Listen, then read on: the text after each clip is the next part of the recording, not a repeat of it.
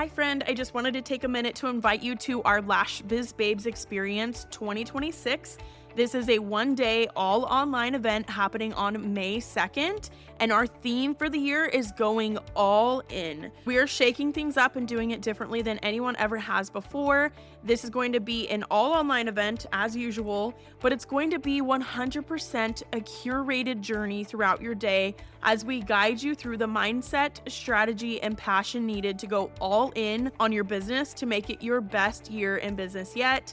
All lash artists, estheticians, and beauty professionals are invited to join us. There will be guided sessions, interactive workshops, a panel discussion, and big giveaways happening throughout that whole day.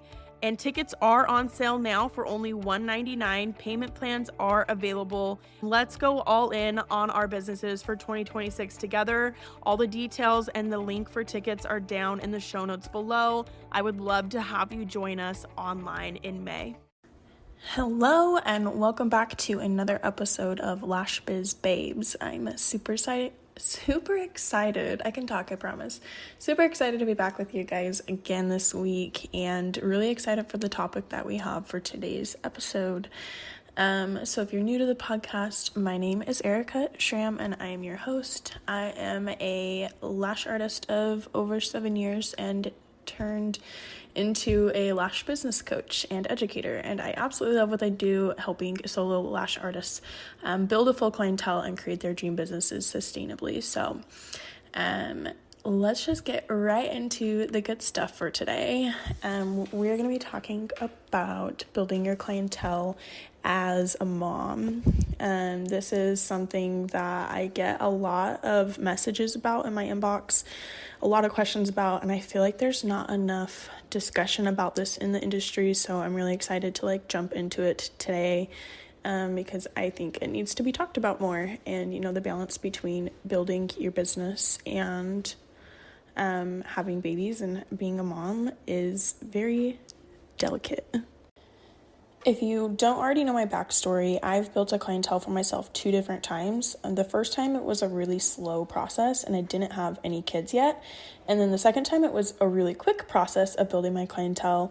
And I had 1 kid, plus I was pregnant and gave birth to my second baby during that time. You'd think that it would have been the opposite way around, where I would have built faster while not having kids and built slower while I had kids, but that's just the way that it worked out for me. My kids have always been a really big motivator for me to accomplish my goals, and have just always, my entire life, I've just always really wanted a flexible job to be able to spend more time with them. I just never knew what I would do when I grew up while I was younger because I wanted flexibility, and I just knew that a 9-to-5 was not my vibe. So having my kids, that was a really big motivator to be I need out of my 9-to-5. I need this flexibility. I need this. I want this. I'm doing this. And also having my business for me was really good for my mental health, and just to have something that was just for me outside of my roles of being a wife and a mom. Obviously those 2 things are priorities to me, above my business, but having my business and finding my identity outside of being a wife and a mom has been extremely life-changing for me. That's not even an exaggeration. So let's jump into it. I have 6 tips for you to build your lash business as a mom. So the first, number 1 tip is to have a set schedule. So the second time I built my clientele while I had kids, I was working evenings, Monday, Tuesday, Wednesday, Thursday nights, and then I did Fridays and Saturdays when my husband was off of work. At that time, I just wasn't really comfortable with daycare. I just had a lot of postpartum anxiety and just could not get myself to do it. So I only worked when my husband was able to be home with my kids. There's really no right or wrong answer on how to do things, or where you take your kids, if you're comfortable with daycare or not. No right or wrong answer. That is totally different for everybody and everyone's situations. But the important part is that you do pick a consistent lashing schedule and that you have set hours. So this way, that when you're at work and you're with clients, your kids are safe and they're taken care of, and you can focus your time and energy on your clients. And then you'll know exactly how many hours you work and exactly how many clients you need to fill those spots. So that's super important when you're building a full clientele, so that you can have like an actual tangible number to work towards, and have that. And to have that goal set and have it be like specific and measurable, and that way you can break it down to hit the goal that you've set for yourself. Hopefully that transitioned well. I had to trim part of that out because my son was making noise in the background. That's just mompreneur life for you. So that's tip number 1. Have your set schedule so that you know exactly when you work, exactly when you can schedule clients, and have that repeat clientele and know when they can come back. So tip number two, raise your prices. I know this might sound like a weird tip, but raise your prices and focus on the quality of your work and the quality of your clients. So when you charge more, you're able to make more and work less, and that means more time with your kids, which for me, that was my number 1 goal, was more time with my kids. And raising my prices was like a bridge that was able to get me from point A to point B of like, I want to spend more time with my kids and what can help me do that. And so I personally did not get into the business of being my own boss to spend 24/7 working and not get to spend quality time with my kids. For me, my kids come first, my clients come second, and having higher prices helped me keep my priorities straight because I wasn't worried about needing to fill a million appointment spots to pay the bills. And I was able to just be really intentional with my time and have higher quality clients as well, which also brought consistency, which is something that a lot of moms struggle with leaving their 9-to-5s, is like consistency and security of the income. And, having those more reliable clients really helped with that. And typically speaking, more reliable clients come with higher price points. And they can afford the continued investment of lash extensions. So that's tip number 2, raise your prices. Tip number 3, have a morning routine. Like, I know the struggle of mornings with kids all too well. And the biggest game changer in my mood and my productivity and my intentions for the day came when I started waking up an hour earlier than my kids. And I'm someone who really, really, really loves to sleep. Like, one of my favorite things to do before I had kids was take naps. I don't get to do that very often anymore. But when I first became a mom, oh my gosh, I struggled really hard to get out of bed in the mornings, and I wanted to sleep. I never got up earlier than my son, and it was just a really big struggle for me. And in my personal opinion, I feel like it contributed to some postpartum, like anxiety and depression issues that I had, back then. And so when I had my second baby, I decided I was going to be a lot more intentional with my time, and I needed time for me. Like, that was a non-negotiable. I needed that quiet time for myself. And so waking up an hour earlier than my kids, it's hard, but it is so beneficial for me, just personally, professionally, and mentally, like emotionally. It's so good for me. But I'm not going to lie and say that I do it every day, just because the reality of kids and just the season of life that you're in, especially if you've got babies who wake up at night like I do, just the reality of that is that you're tired as all get out.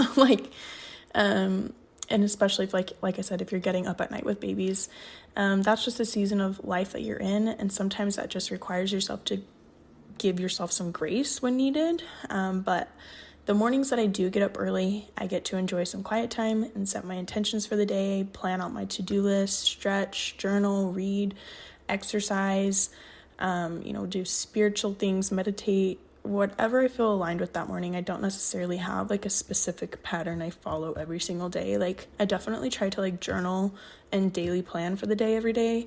But other than that, it just depends on what I'm feeling like I need for the morning and what I need to like set my intentions well for the day. But the more that I've done this, the more of a habit it has become, and it's been really life-changing for my mental health and my business. And so it's something I super strongly recommend, is having a morning routine. And tip number 4 is to get intentional. So the next reality of having kids is that your time for working on your business is limited. And as a solo business owner, you have a lot on your plate to get done. And this usually means that you need to get not even usually, this does mean that you need to get super intentional with what needs to be accomplished for the day. So this means thinking about what items on your to-do list have a deadline today, what items are going to make the biggest impact on your business today, and those are your needle moving activities and should be the priority each day. This way you're able to accomplish as much as possible when you do have dedicated time to work on your business. And this means creating structure and systems and routines on the back end of your business for things like social media and inventory, bookkeeping, client management, responding to messages, things like that. And just really get intentional, put a plan in place, schedule out your tasks, and then get it done while they're napping, while they're at school, while you have childcare, wherever, however you schedule yourself out, get those needle moving activities done. And if you didn't listen to episode 1, we talked about like the 3 daily needle moving activities that you can do each day to build your clientele and grow your business. So if you didn't listen to that one, go back and listen to episode number 1. It's really good. So tip number 5 is to keep it separate. So what do I mean by this? I mean, keep your kid time, like your mom time, and your business time separate. So for me, trying to work while taking care of kids, even if they're quote unquote like playing or watching a show where they're quote unquote like occupied, it always ends up me getting really frustrated when I can't finish like the task that I'm working on because my kids need or want my attention. And what I've learned instead is to schedule time to work on my business, get my tasks done, and then be present with my kids when I'm with them. So if that's something that you struggle with too, that goes back to the last tip with getting intentional, is having your time set aside and like scheduling out time to work on your business outside of clients too, because there's a lot of back end things that you need to get done that isn't taking clients. And so, scheduling yourself an hour or 2 every week while you have kid-free time, or however much time you need to get the things done, but scheduling yourself that kid-free time to work on the back end of your business and scheduling that into your week, that's going to be super important.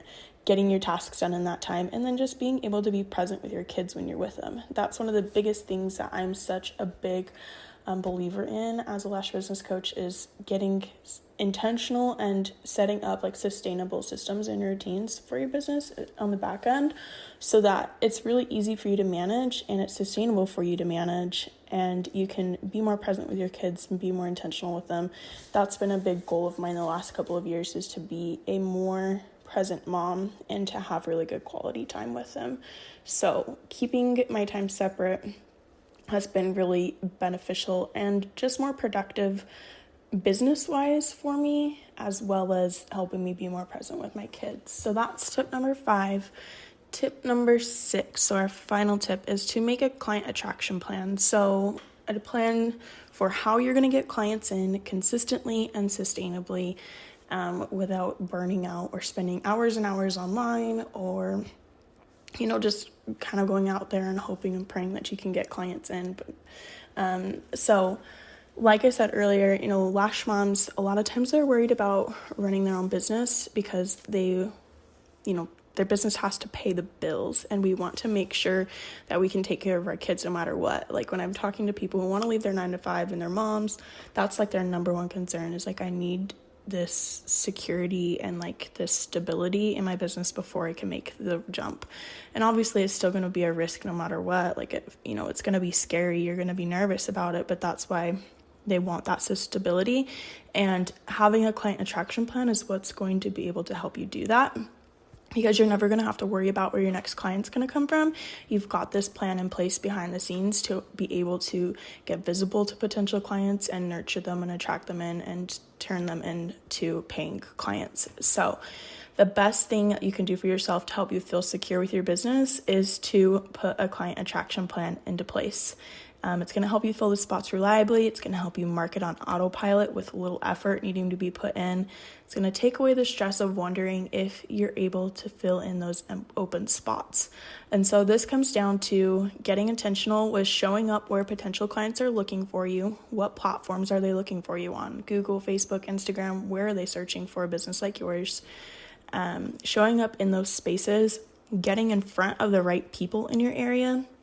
So, if you want to have high paying clients, who are they and are you getting in front of them in front of them online or in person. Like, you don't even just have to market yourself online. There's totally all kinds of different ways that you can do it, but you have to get in front of the right people that are in your area who could potentially book an appointment with you. And then doing both of those things and staying consistent with it. And so my method of having a client attraction plan included having 3 main social platforms as touch points with potential clients, and then repurposing content and pushing it out to all 3 different platforms, and then having a detailed website with a frequently asked questions page, because then I was able to send that link to people when they had questions and not have to spend a lot of time answering messages and different things and answering questions.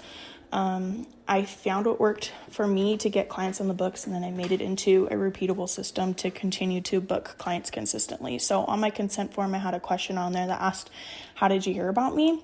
And my top 3 places I got clients from were Instagram, Google My Business, Facebook, and then word of mouth was my 4th one. Because once you start getting clients in the door, then it's easier to start getting word of mouth going as well. But that's a hard one to get going until you get clients in the door. Like, you always hear people in the industry say that word of mouth is like king. It's the best way to get clients. And like, yeah, it is a really great way to get clients without having to put in a lot of effort. But what happens when you don't have clients already, or you only have a few, or like you've maxed out your potential with getting referrals from the clients that you do have? Like, that was the position I found myself in. So I was like, okay, searching in different places, like, how do I get clients? How do I build my clientele? And everyone's telling me word of mouth, but it was like, I'm new to the area. I don't have clients. That's not going to work for me, at least not right off the bat. So that's why I really focused a lot on those top 3 platforms that were getting me clients, because I knew things were working and I knew that was going to be more reliable than word of mouth. In my particular case, that's different for everybody. But the point is that you find what works for you and you create it into a repeatable system that you can rely on consistently to get clients. Even if you've got a full clientele, sometimes you're going to find yourself with open spots, and you want to be able to fill those consistently without having to put in a lot of effort to do so. And having a client attraction plan in place is going to be what does that for you. So it's going to look different for everybody, but the main pieces that you need to have in place with a client attraction plan is having a strong online presence for your business. Like I said earlier, you don't necessarily have to have an online presence if you don't want to, but being a local business, I feel like it's going to be a lot more beneficial for you to have a strong online presence so that people can find you easily and you really establish yourself in your area. If you ever think about when you're looking for local businesses in your area and you're looking online and you can't find information about them, or like they're missing a website or missing information, you can't find what you need, you're probably just going to move on and not visit their business or buy for them, right? So that's why having that strong online presence for your business is super important and key. And then knowing exactly who you want to attract. So thinking about, like, who do I want to have come in? Like, who's your favorite client you've ever had in your studio, and what are the attributes about them? Think about who they are, occupations, ages, interests, different things like that. You want to break down exactly who your ideal clients are, exactly who you want to have come into your business and be a client of yours. And then, showing up in the spaces that they're using, like the platforms that they're using and where they're looking for you at. And then the third thing is making your booking process super detailed and easy to do, so that when people do find your business, they're able to get the information that they're looking for, and they're able to just really super easily and conveniently book with you. And that's going to be so key in being able to attract clients consistently without having to put in a lot of effort or spend a lot of time going back and forth with clients. Because when you're first getting started, it's not that big of a deal because it's not that many people. But as you're scaling and as you're building and you're getting up to 20, 30, 40, 50 plus clients, that becomes a lot of work to keep up with. And so having that like an online booking system or just a really smooth booking process is going to be so key and so helpful, not only for you, but for your clients as well. So there you have it, my top 6 tips for building your lash clientele as a mom. And it really comes down mainly to being intentional with your time, because time is a resource that you can't get back. So we've got to be intentional with it, get things done, do it effectively, do it intentionally, and that way we can spend more time with our babies and, live the life that we want to. So This one, short and sweet episode, straight to the point. If you found this helpful, I would love for you to share it with your Lash Mom friends. And if we aren't already friends on Instagram, you can follow me there at, it's at Lashed by Erica S. And I typically follow everyone back. So come follow me. Let's be friends. And if you're feeling overwhelmed with building your clientele and you want to create a simple and effective client attraction plan for your lash business, this is something that I can support you with, and support you in doing. So if you're interested in that, come send me a message on Instagram and let's talk about it. But thank you for listening, and I will be back again soon with our next episode.